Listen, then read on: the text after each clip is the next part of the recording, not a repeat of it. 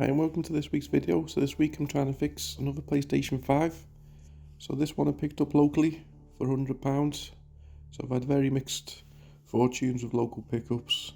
This one hopefully is going to be an easy fix. It's purely a HDMI port, which looks like someone's been chewing on it. It's pretty rough.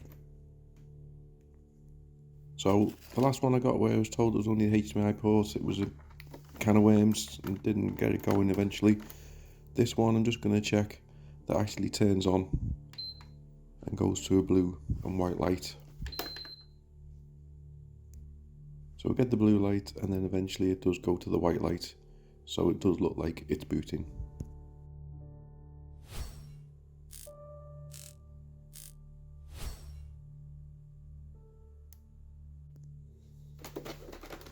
So time to take apart. So these covers you just need to grab near the top and pull towards you. You slide off. There is a bit of a knack, but it is pretty easy once you know it.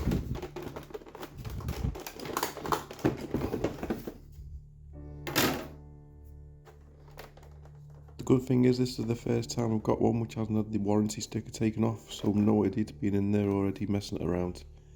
It is a little bit dusty, but we'll clean that up later. So quick check, do you have a free hard disk drive? No, I won't. You peel off this edging, then you peel off this bit of plastic that's stuck on by tape and carefully remove all these connections.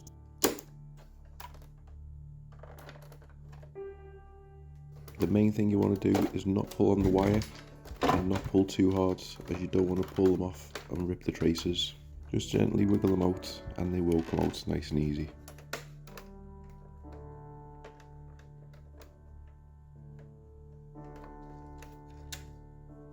Then I'm using my iFixit kit to remove everything.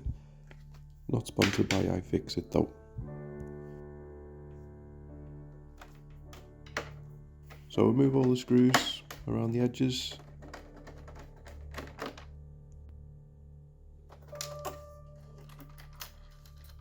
Then we'll lift the fan out.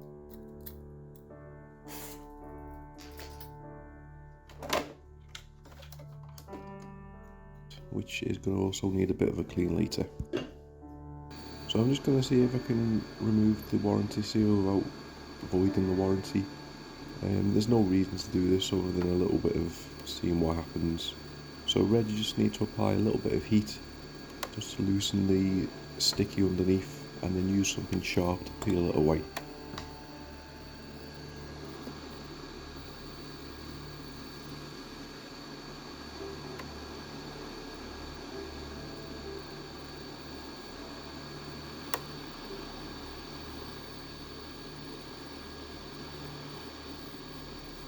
So I think it worked, but as I said, I'm not going to be reselling it as if I've never opened it, so it doesn't really matter for me. And then the last screw out. And the plastic cover should lift off.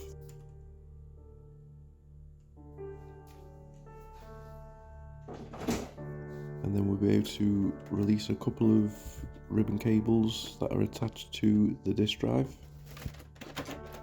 And then there's nothing else attaching the disk drive, so we can just lift that off and out the way. So remove a couple of the connections, remove all the ribbon cables around the outside.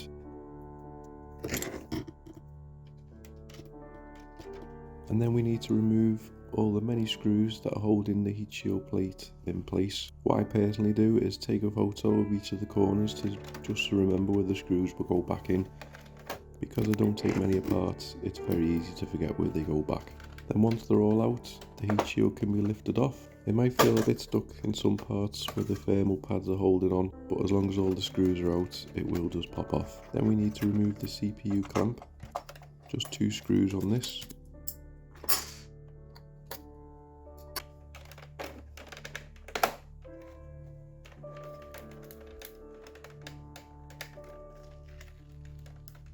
And then we can just lift the board up and over.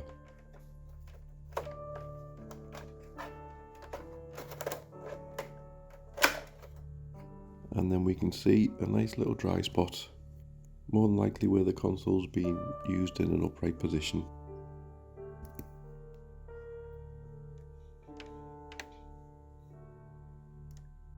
So I'm just going to prep the port. So a bit of flux.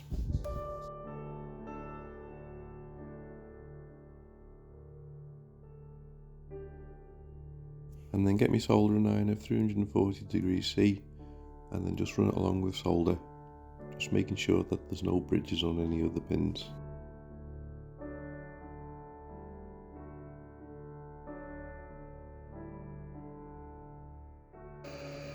Once it's done, add some flux to the old port, and then we need to heat from below. So I normally do between 450 to 500, just because the board is designed to take a lot of heat, so it does need it. So never at any point do you pull it, you just keep it, giving it a little tap to see when it's starting to release.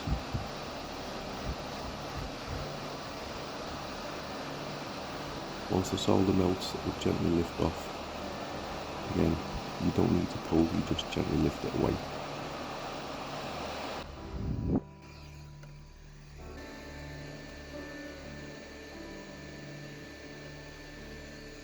And then once it's cooled down a little bit, I just use a bit of solder wick with a hot air gun and a soldering iron to try and remove the excess solder in the ports.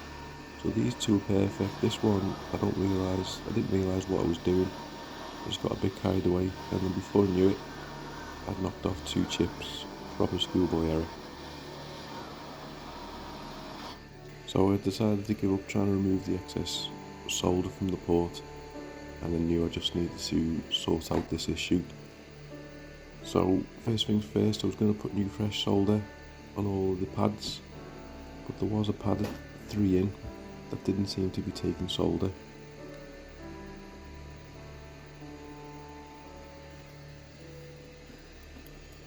So if this happens, you just need to get a sharp edge like a tweezer, and then just give it a gentle scrape, not too hard that you're going to damage it, but enough to try and take the top layer off. Then a bit more flux, solder iron back on, and then it should take solder nice and easy. Then you need to reposition this little cap behind. This is something to do with the 4K. If this is missing, I believe it still works, but it won't display in 4K. And then this diode that I also knocked just needs to be put back in place. So a bit of extra work that wasn't needed, so just be extra careful. And then a good clean with isopropyl alcohol to get rid of all the sticky extra flux that I had to put on.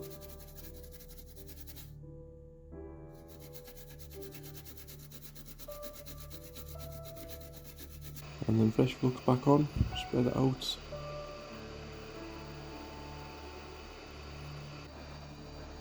And then again we heat from below, plenty of heat, just give it plenty of time to make sure that all the solder starts to melt, especially the ones that are in the port legs. These might take a little bit longer.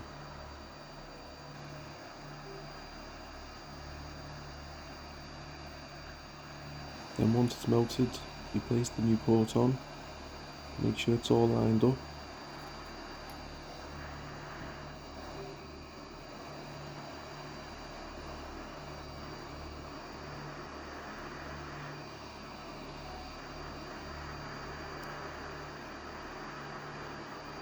And then press into place and hold.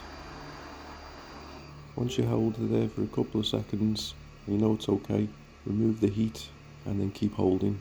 You want to make sure that the pads and the pins are nicely soldered together.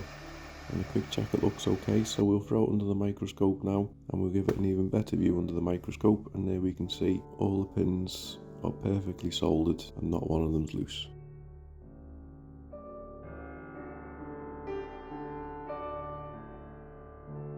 So then we just need to add a little bit of solder to the legs at the back. So a bit of flux and then a bit more solder. So initially the solder was struggling to get into the ports because they're quite large. So I had to turn my soldering iron up to 400, then it started flowing a lot better. So do this on all 4 legs to make sure that the new port is solid to the board and it's not going to come off when you start reinserting the HDMI cable.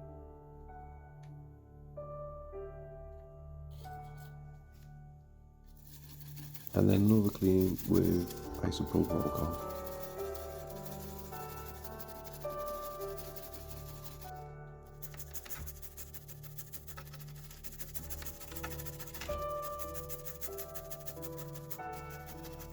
So just need to do a quick clean of this dry spot. So using the bud that comes with the fresh liquid metal I bought, I just need to give it a quick rub. If you need be, you need to add a little bit of isopropyl alcohol to help remove it. I ended up removing all of it and starting again. There was a bit of blackness on the shield. I then spread out the new liquid metal.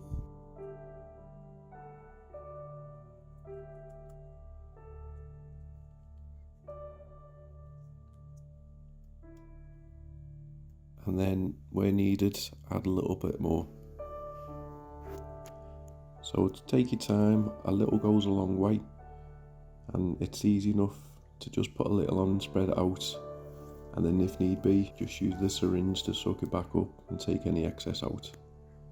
So spread it nice and even, right across.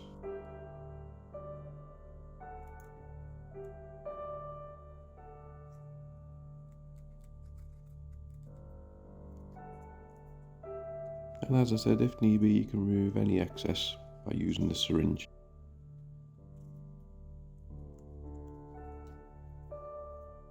Then use the bud just to remove the excess around the edge, just to tidy up a little bit.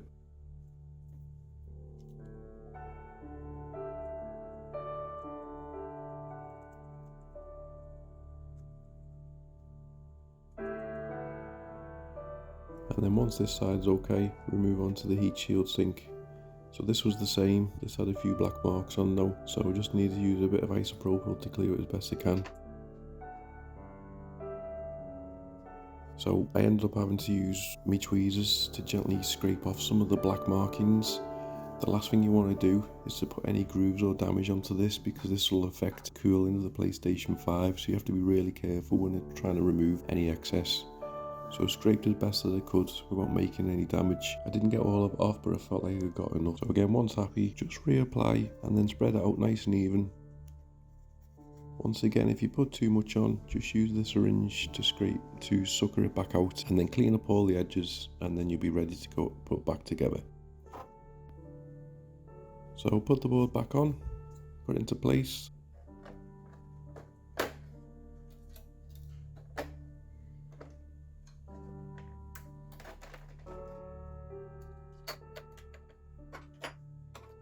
Put the heat clamp back on, 2 screws back in.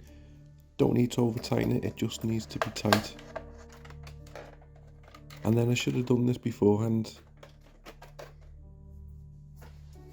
I should have really took the back off to give it a good clean. So there's 2 screws on the back, you just take these off. And then the bottom of the frame comes off, and you'll be able to get to all of the heatsink and to the power pack to give it a good dusting. So as you can see, this one has got a lot of dust in it, so just give it a good clean, scrape out all the excess what I can, and then when needed, just get the hoover on it and then just give it a good clean of all the bits to make sure that there's no dust left in there. Then we put it back together again.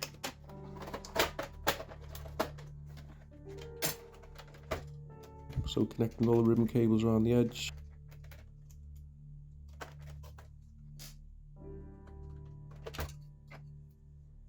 I'm just going to give it a quick test beforehand though. So fan back on, HDMI port in, power connector on.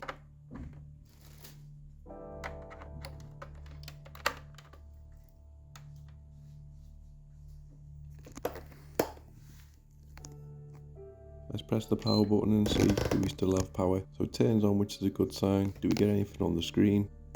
Yes we do. And it's working.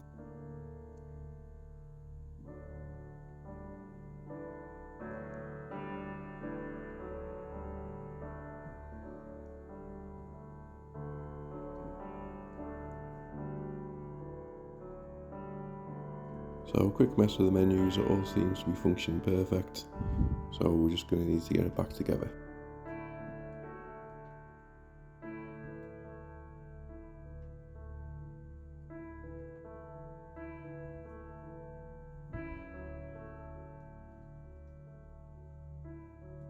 So all 100 of screws back in, Make sure you use your photos that you took before to make sure they go in the correct position.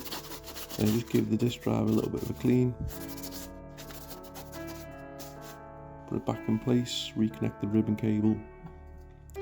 Again, give the fan a good clean as best we can, getting all the edges. Then the top cover clips back on.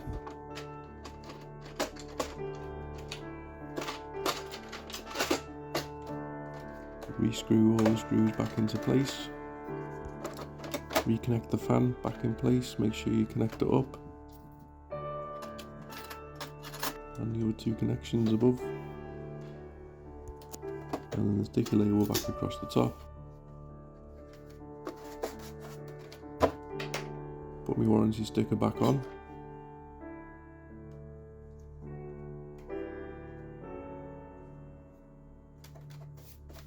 And then my SSD cover back on, and then we're almost there. Put this edging back on as well, it just clips on either end and then clips into place. And then I just had a quick notice that also the plates were pretty dirty, so all they needed was a bit of a wash with warm soapy water and a magic sponge to get rid of all the black marks that are on there. And then slide back into place, front and back, literally just pop them on and then knock them up, and then that's it, done. And then there you have it. It's done and it's fixed. Fully working PlayStation 5 disc edition. So it's scrubbed up nice and clean. Quick look at the HDMI ports. All perfect. A lot different to what we had before.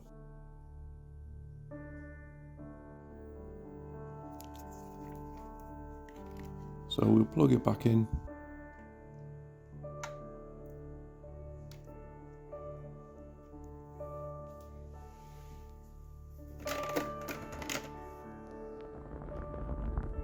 And press the power button, and there we go, the nice blue light, which will turn to a nice white light and then display something nice on the screen. A nice fully working PlayStation 5.